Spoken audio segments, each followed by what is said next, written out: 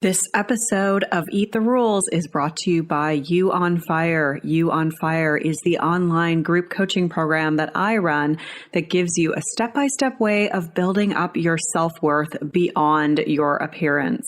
With personalized coaching from me, incredible community support, and lifetime access to the program so that you can get free from body shame and live life on your own terms. Get details on what's included and sign up for the next cycle at summerinanen.com/you on fire. I'd love to have you in that group. This is Eat the Rules, a podcast about body image, self-worth, anti-dieting, and intersectional feminism. I am your host, Summer Inanen, a professionally trained coach specializing in body image, self-worth, and confidence, and the best-selling author of Body Image Remix. If you're ready to break free of societal standards and stop living behind the number on your scale, then you have come to the right place. Welcome to the show.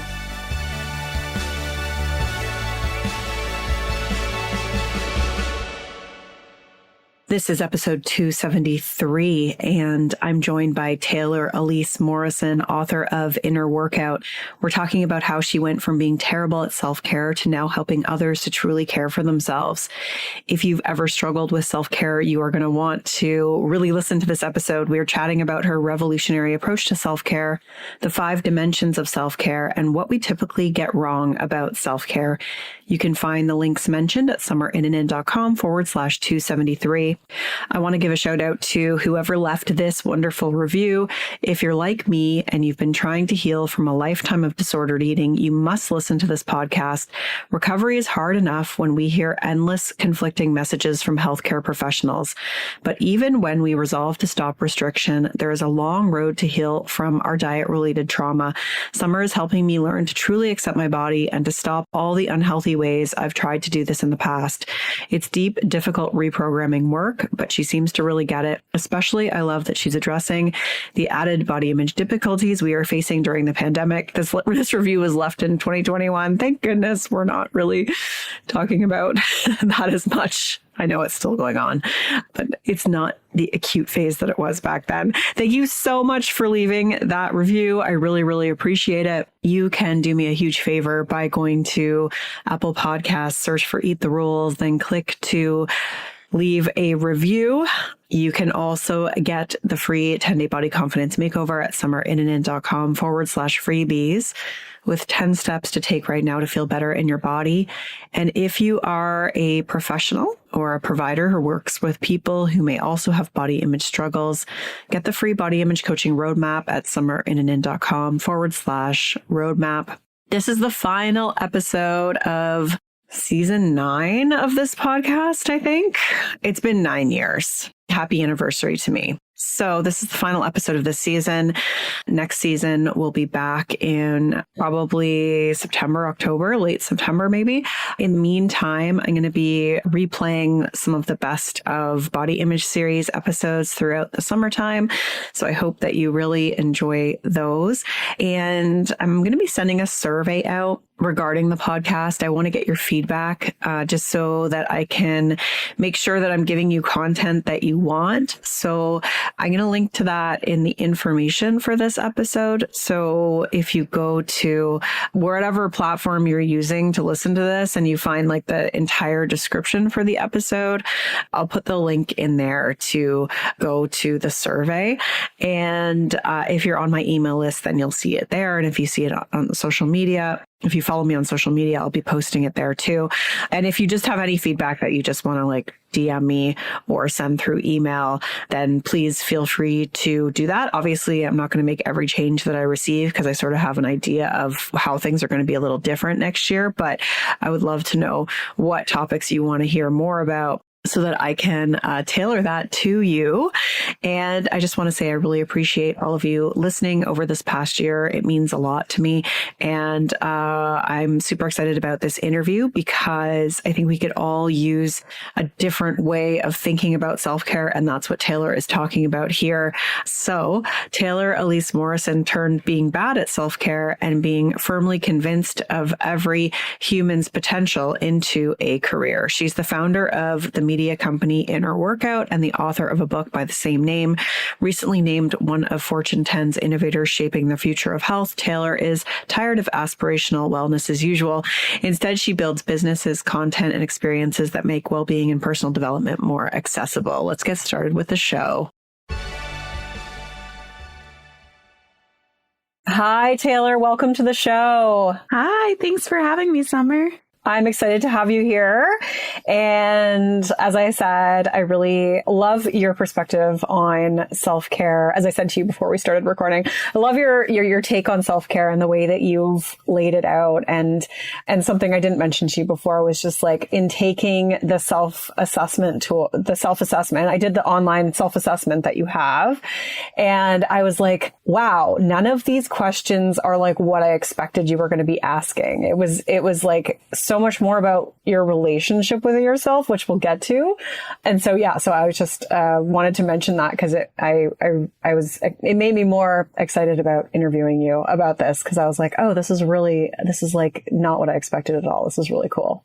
So where we usually start is I would love for you to tell our listeners, just like what inspired you to want to help people with self-care, to want to talk about self-care. Like what was your own journey like with that?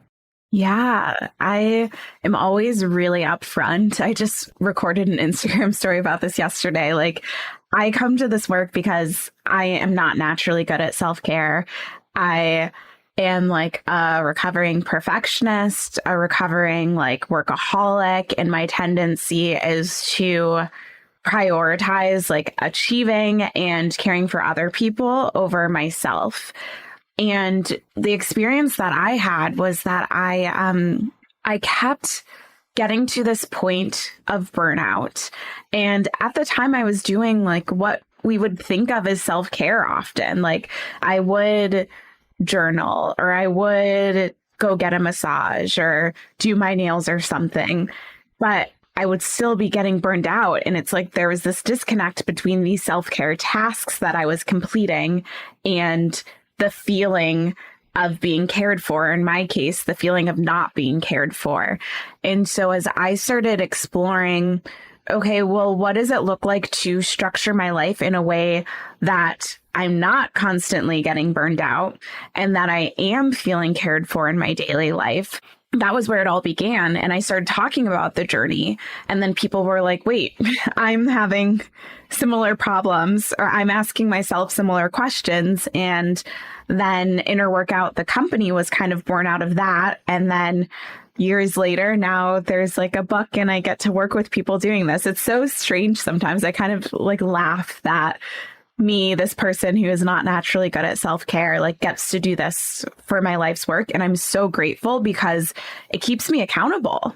Yeah, totally. And one of the things I appreciated too was just like you acknowledge like your, like the privileges that you have that allow you to be able to like do certain things and sort of just saying how like a lot of like influencers or sometimes, like experts and whatnot, like don't acknowledge that and don't sort of, say like, this is easier for me because we have like, I don't have children and I have health insurance and like these other pieces. And so I thought that was like, that to me really resonated. I was like, oh, it's such a relief to hear people actually, like say like, this is my situation. And so this is why, I was also able to do these things. Now, that's not to say like it's not possible for others, but just having that out there so that people don't feel bad when they're maybe not able to have access or be able to do the same things. Yeah. Like people can definitely still practice self-care, but it's going to look different. And that really came out of a place of like, somewhat frustration of reading different kinds of books and being like, oh, this is not at all reflective of my experience.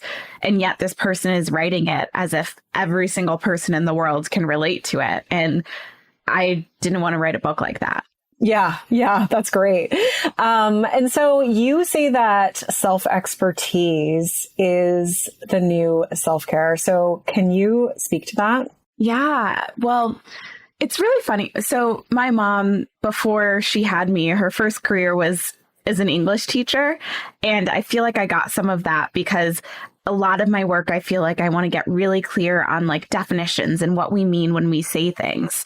So the way that I talk about self-care as listening within and responding in the most loving way possible really frames self-care as a conversation, not like a to-do list of tasks that we're supposed to check off.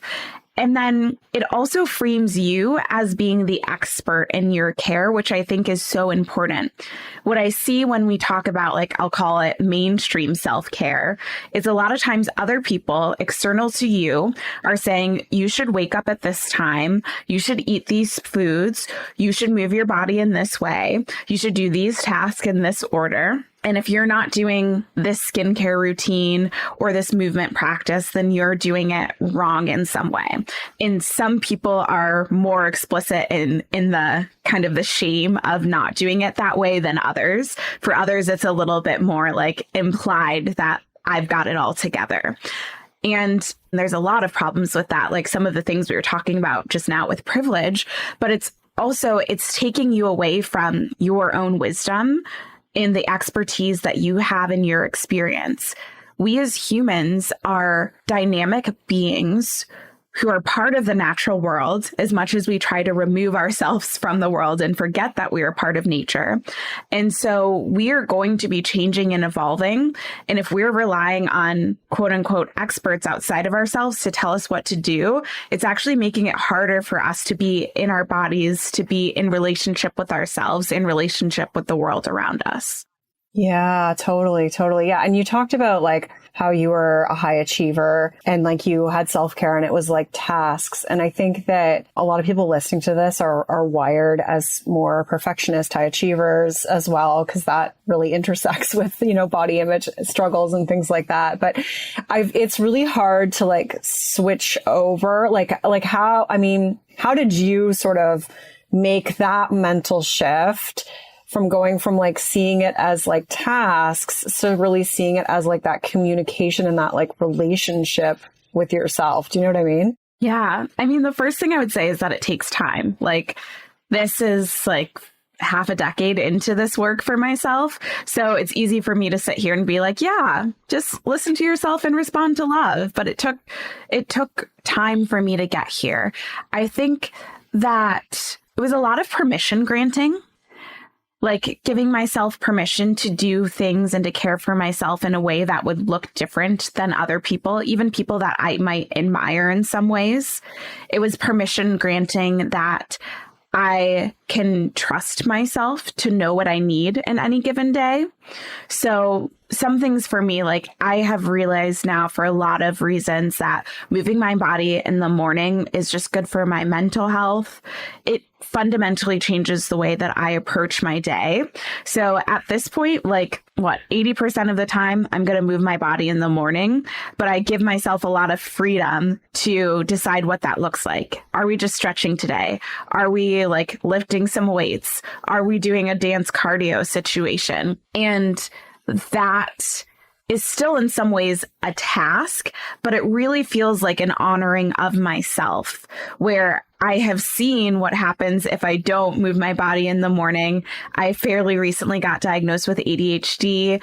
And so there's certain aspects of knowing that this happens at this part of my day that then sets dominoes for the rest of my day that if I don't have, I can be very distracted and unmoored. So it's not to say that there is never any structure, but there is a lot of room to play within the structure. And there's a lot of room to question, okay, for example, I'm based in Chicago. It was randomly 70 degrees yesterday. Now my structure might need to shift from what I needed in the winter when it was dark at 4 p.m. So there's a lot of room to move and play and to evolve instead of before the mentality that I had was checklist. The checklist can never change. You just got to keep rinsing and repeating. Right. Yeah. And then you feel guilty or you feel like a failure or you feel like you're not doing enough or it's not right if you're not achieving it in a certain way. So it's keeping it really flexible. And so you talk about 5 different dimensions. I would love for you to just quickly describe those if you are able to do that. Because that was another area that I was oh, wow, That's a really interesting one. I have not thought about that when I think about self-care before. Yeah. And whenever someone says that, I'm like, yes, this is what I want. Like self-care and being in conversation with yourself really touches on almost every aspect of your life. But I think the world that we live in likes to commercialize it so much and make it seem like this separate thing that you have to do or pay for, when really it's so integrated. So this was one of the big paradigm shifts for me, was to realize, oh, there are a lot of aspects of me. It's not just about me relating to my physical body. I'm a whole being. I'm a multidimensional being. So these 5 dimensions of well-being are inspired by this yogic concept called the koshas. The first is the physical dimension, which is about the way you talk to and about your body, being in conversation with your body. Then there's the energetic dimension that looks at the way energy moves in and through your life. And part of that is looking at how you breathe. Then there is the mental and emotional dimension. That's one dimension. It looks at how you're using your brain. It looks at how you are able to process and express your emotions. And that dimension is supported by sleep, because sleep can definitely change the way you're able to use your brain. Yeah, I had a rough night's rest 2 nights ago, and I really felt it. I was like, what is going on? I am a different person right now. Then there's the wisdom dimension, and that looks at your relationship to your inner wisdom. That gets back to some of the self-expertise that we were talking about. So looking at your ability to be present, to hear from your wisdom, and then to do something about it by taking aligned action. And then the final piece is bliss, which before I started this work, I always thought of bliss as kind of being disconnected or outside of myself. But now I think of bliss as a state of really deep connection to yourself, like the truest expression of who you are, connection to community, and connection to something bigger than you. And so as we're looking at these 5 dimensions and these sub-dimensions, it allows us to be really intentional about how we're caring for ourselves, to make sure that we're caring for all of ourselves, and also noticing that certain parts of ourselves might need more or less care depending on the season of life that we're in. Yeah, it's so good. I mean, I've never really thought about it in such a broad, holistic sense before. I think most of us really think about self-care in terms of looking after our mental and our physical needs. And that's kind of and even the mental side of it, I think a lot of us think about, we don't really connect it to how we're speaking to ourselves, or the energy that we're, taking in and things like that. It's just, I mean, to me, I was just like, wow, this is so much more than I had really considered. And yet it makes so much sense to consider all of these things.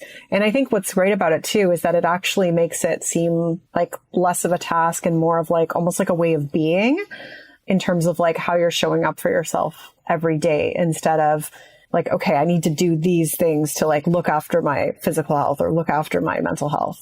Yeah. I love that description of it as a way of being. Yeah. It's you have a relationship with yourself, whether or not you're intentionally cultivating it, whether or not it is a positive relationship. And the way that I'm talking about self-care is an invitation for you to be intentional in how you're relating to yourself. And that's so important. Mm-hmm. Yeah. Yeah.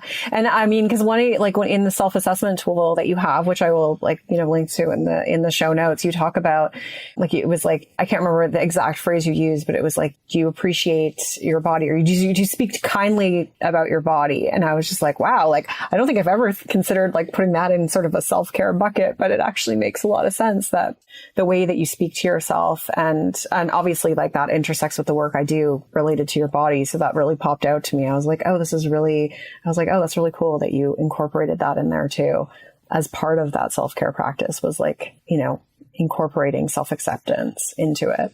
Yeah. Cause when you think about caring, how you express care to someone that you love, your romantic partner, your good friend, your parents, whoever it is, you consider how you talk to them. Do you write them a love note or a love song, or are you annoyed at them and you say something really mean that you have to take back? So it can be really separate in the conversation. But then when you think about it, you're oh yeah, I do express care to other people based on how I talk to them. So I can express care to myself by considering how I talk to myself. Yeah, absolutely. And so I'm curious to know, like, for somebody embarking on making some changes, like, what do you think? This might be a question that you're like, well, there's a lot to it, but like, what do you think the biggest change that most people need to make is? Like, is it in like the way that they're just thinking about it? Is it like the question that they sort of ask themselves? Like, what's kind of like the biggest change that you think people need to make to really shift to like self-expertise and like really look at like caring for themselves? Yeah, I think the simplest way to do it is to bring it back to that definition of self-care. The starting point for people is figure out how you hear from yourself, the listening within. So are you the person who hears from yourself by journaling? Are you someone who's like really embodied and you do a body scan? Like there are some people like this who will do a body scan and they'll be like, I'm really tight in my hips because I had this conversation with my boss and I'm holding on to this emotion in my hips. And for some people listening, you're like, that is not me. That is not my story. And other people are like, oh yeah, that just happened to me yesterday. So that might be a way that you hear from yourself, but figuring out like, what is that entry point into the conversation that you're having with yourself? And by entry point, I both mean how you best hear from yourself, but also when you're better able to do that. Are you a morning person? Are you an afternoon person? Is it better for you on the weekends? All of these different things to consider. So for everyone, starting with the listening within, and for some people, that will be the work for you for a while, is just to learn how to hear from yourself. Like not even worrying about what you do with it, but just to be able to hear the way that your being is speaking to yourself may be the work for you for a while. For other people, you're like, oh, I got that. And then you move into the loving response. And again, that word loving is important because I would guess that many of the people listening, we're used to doing things out of obligation. We're used to just getting things done so we can check the box and achieve. But going back to this idea, we're talking about self-care. We don't want to do things just out of obligation then. We want to do things out of care and intention. So finding the loving way to give yourself what you need. And that doesn't mean that it's always going to be some sunshine and roses. Sometimes the loving response is something that feels a little bit uncomfortable in the moment, but it is setting you up for success in the long term. So yeah, if you're looking for a starting point, I would just say like, how am I listening within? How do I hear from myself? How can I set up a way to do that consistently? And then how can I get better at doing loving responses without the perfectionism, without the legalism of I need to do it exactly this way in order for it to be right? Yeah, that's so good. And so what's your advice for someone who's like, okay, that sounds so good. And I feel so guilty like doing these things because I have all these other priorities. Like I've got to look after my kids or I have to go to work or like, it's like, how do you, and obviously like you must have sort of experienced that yourself because you talk about being like a workaholic and a high achiever. It's like, how do you kind of like let yourself off the hook in one area in order to prioritize yourself? Yeah. Oh, that's such a rich question. So I think the first part is to consider that like caring for yourself, especially this way that I'm talking about it, not just caring for yourself by like spending money, but caring for yourself by getting to know yourself is somewhat countercultural. So it's going to feel weird because there are going to be plenty of your people in your life who like don't get it or are maybe a little jealous that they're not doing that for themselves. So just acknowledging the reality that like, yeah, this feels a little weird because it's probably not how you were brought up. It's probably not what you've seen rewarded. And also, if you are serious about caring for yourself and your people and going after the things that you want for the long term, practicing self-care is one of the best things that you can do. Because if you want to have a sustainable impact, you have to be able to sustain the pace of life that you're going at. And for many of us, we set up our lives at a pace that isn't sustainable. And then we like get burned out and we tap out and maybe you're not the best mom or the best worker or the best romantic partner. And then you ease back in. But wouldn't it be so much easier if you didn't have to have that like hit the brakes emergency situation and you could just continue to show up at a pace that allowed you to show up with excellence, but do it from a place of ease? That's what I'm always aspiring to. So that's more like kind of conceptual. In terms of like tactical, what you can do. start with the time that you have, point blank. Like one of my favorite practices, one of the people that I learned meditation from, Dr. Itzai Ivan, he talks about a 1-minute meditation where you spend the first 20 seconds fixing your posture, because a lot of times we're slouched, we're doing whatever. You spend the next 20 seconds being aware of your breath, and you spend the final 20 seconds doing a quick body scan. Everyone, I guarantee you have a minute at some point in your day where you could do that really quickly. And you're not going to judge yourself and be like, well, it should have been a 30-minute meditation. You're going to celebrate yourself because you just spent 1 minute caring for yourself. The biggest barrier that I see to people not doing this is that they have an idea that their self-care only counts if they follow someone else's method, if they spend enough time, if they blah, blah, blah, blah. Get rid of that if and just celebrate the fact that you did something for yourself. Yeah, like 1 minute, right? And I actually was thinking about that yesterday because you talk about the like the silence for 90 seconds. And I was like I was walking outside and I was like, yeah, just like silence for 90 seconds. Okay, I did it.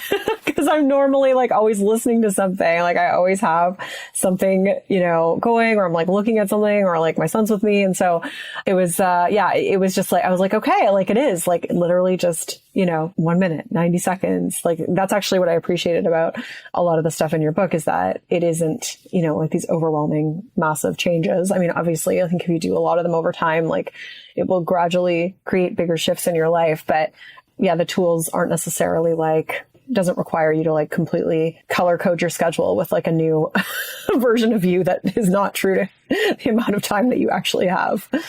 Yeah, because that's how we can get burned out on self-care. Like you think that you need to change everything about how you're interacting with yourself and how you're showing up in a day. And maybe you get super excited about it for a week or 2 weeks or a month. And then all of a sudden you're like, this doesn't fit my life. And then you stop altogether. I would so much rather you start with like a little opening and then see if there's space to expand than overwhelm yourself and then be burned out on your life and be burned out on these things that are supposed to help you feel cared for.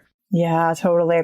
One of the other things you talk about is that self-care doesn't mean solo care. And I think like even just in our conversation right now, it still feels very much like solo care. So like what's missing from that, and like how do we go beyond that? Yeah. So self-care in some ways, I think is an easier conversation for society to have, even if I don't fully agree with the mainstream. Like we are used to doing things by and for ourselves and to prioritizing the individual. But that's not actually how we're wired to be as humans.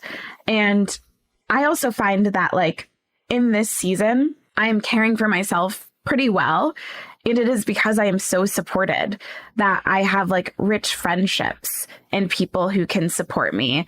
I have a husband who is sometimes my accountability partner who will be like, hey, you said you're going to do this thing, or like, hey, have you eaten today? Because again, with my ADHD, sometimes I hyper focus on something and then I just totally forget. And I look up and it's like 4 p.m. and I haven't nourished my body. So I have people who can support me in making sure I'm doing the things that make me feel cared for. So that's one way that like people can just help me in the act of care.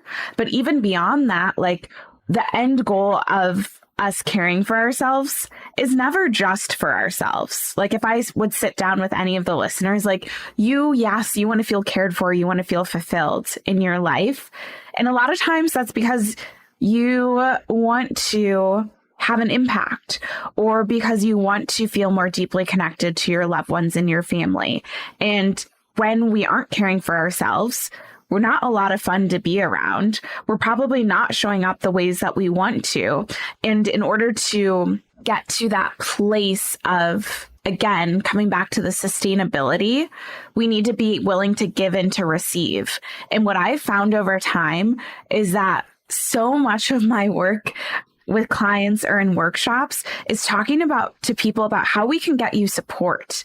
And it generally is not that the support is not there. It's that we're not willing to ask because we think that we are less than if we're asking for support. We should be able to do everything on our own. And that's a huge lie. No one should be able to do everything on their own. That's not how we're designed as humans. So I'm pausing here because I get very passionate about this, but yeah, it's impossible that you'd be able to do everything on your own. It's just, no. Yeah. Yeah. No, it's so important, right? Because I think that and we've talked about this on this podcast before with other people too. It is really hard to ask for help, and it is really hard to feel like you're almost worthy and deserving of it. Like you feel like you're being a burden on somebody. It's oh, I don't want to put you out. But I think when we're always on the other side of it, when someone asks us for help, we're always happy to give it, because that's how we care for other people. So it becomes this this circular thing if we're also engaging in that process of asking for help as well. Yeah. And something that I'll add, I said this recently on my podcast, and I've just been sitting with this for a month, of especially for people who are perfectionist or have perfectionist tendencies, we think that by being a perfectionist, that is what will make people feel connected to us. And that might make people admire us or think that we have it all together. But people don't actually connect with perfection. People connect when we are willing to share what's going on underneath the surface. And whenever I'm hesitant to ask for help because I feel oh, they're going to think less of me, or, oh, blah, blah, blah, blah, I go back to that.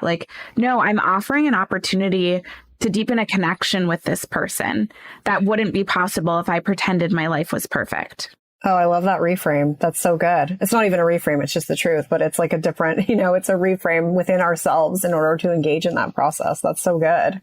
One of the things I wanted to ask you about, because I just noticed on your Instagram page that you had said in September that you were stepping away from social media.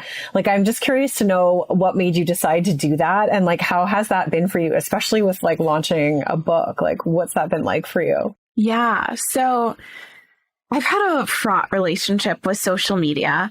I still personally show up on Instagram stories. I'm personally pretty active on LinkedIn because I do a lot of work with organizations. Inner Workout will occasionally post in stories. But what I just realized is that I'm trying to say this as concisely as possible. I had a few observations. One was that from a business perspective, we weren't getting an ROI. So we are putting a lot of time, effort, energy into resources on Instagram.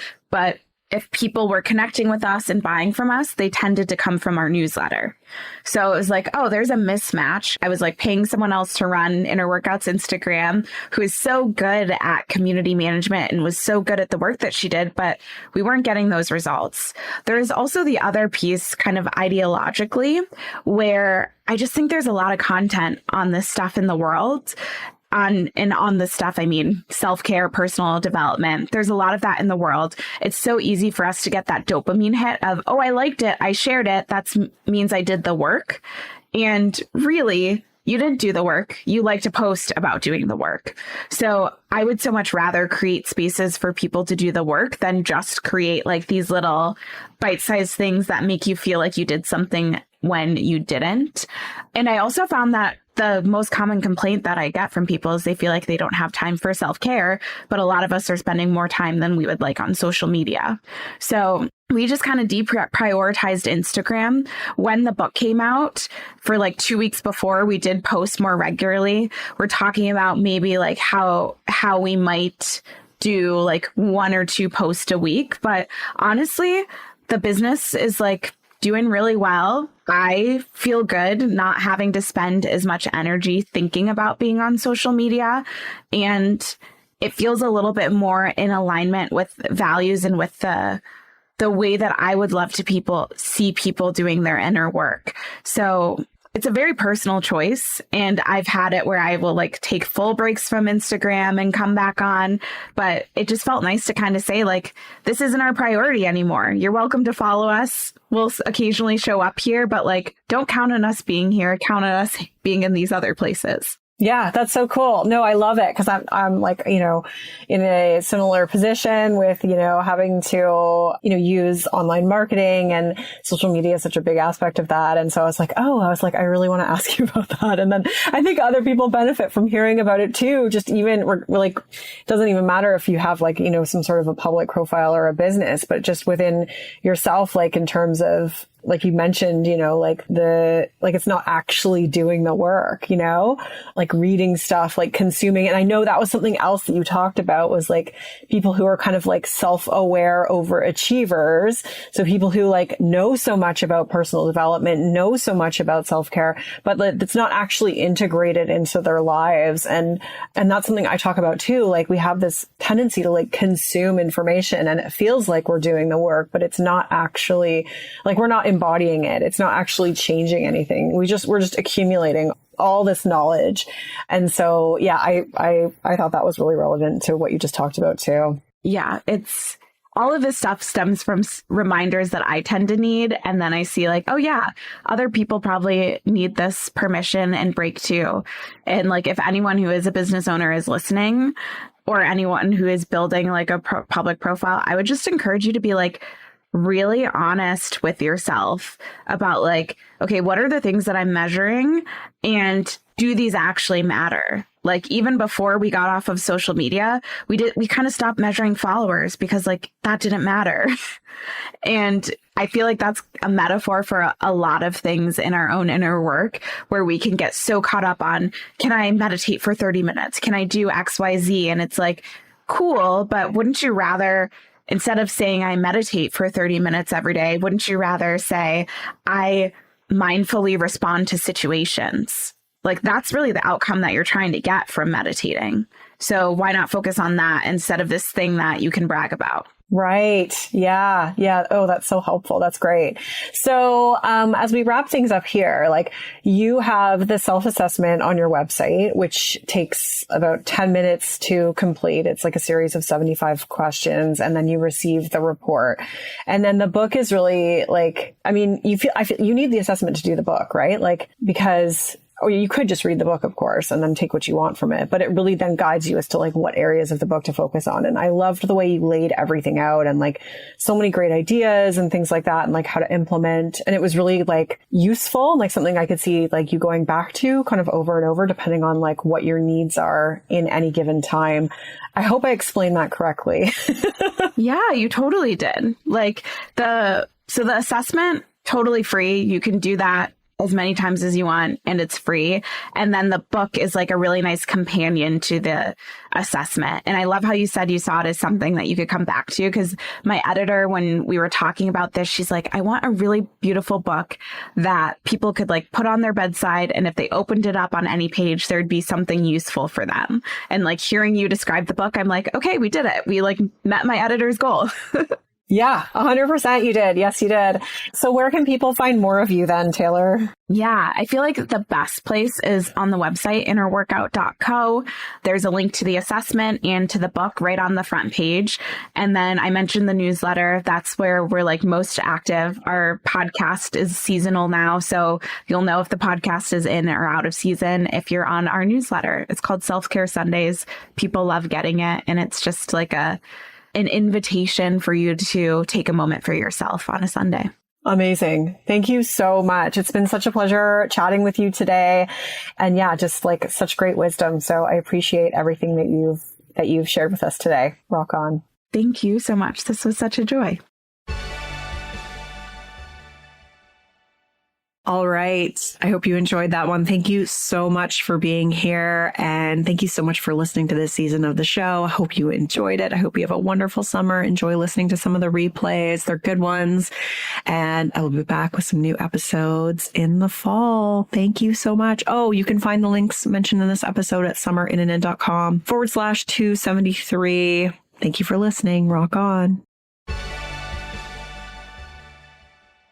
I'm Summer Innanen, and I want to thank you for listening today. You can follow me on Instagram and Facebook at Summer Innanen. And if you haven't yet, go to Apple Podcasts, search Eat the Rules, and subscribe, rate, and review this show. I would be so grateful. Until next time, rock on.